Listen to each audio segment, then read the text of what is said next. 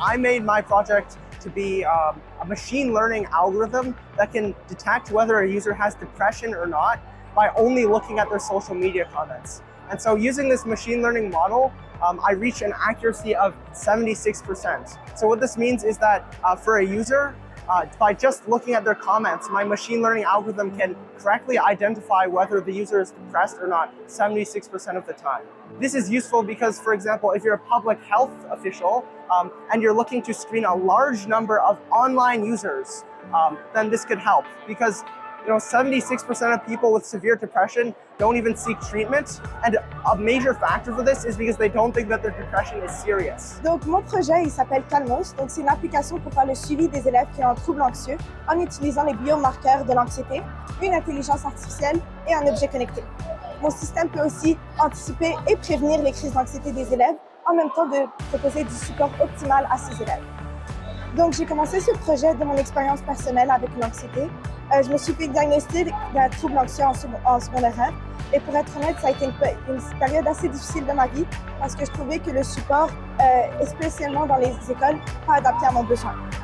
Il y a aussi le fait que 65% des élèves en secondaire 1 au Québec souffrent de l'anxiété de performance. People think that refugees, after fleeing their country and fleeing violence, war, and persecution, they think that their challenges are over. And coming to such a prosperous country like Canada, where they have so many economic opportunities, that all the challenges that they may face have ended once they have arrived in Canada.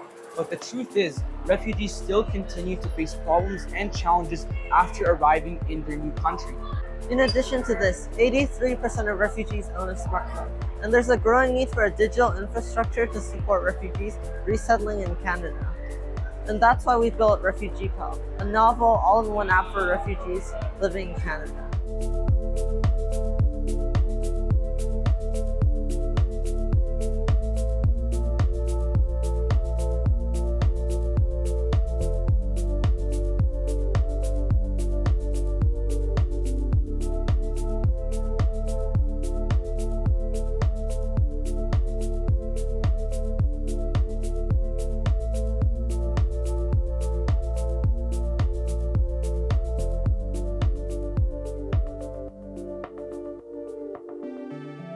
So my project Circulate is all about trying to save lives by fixing a broken blood distribution system in India.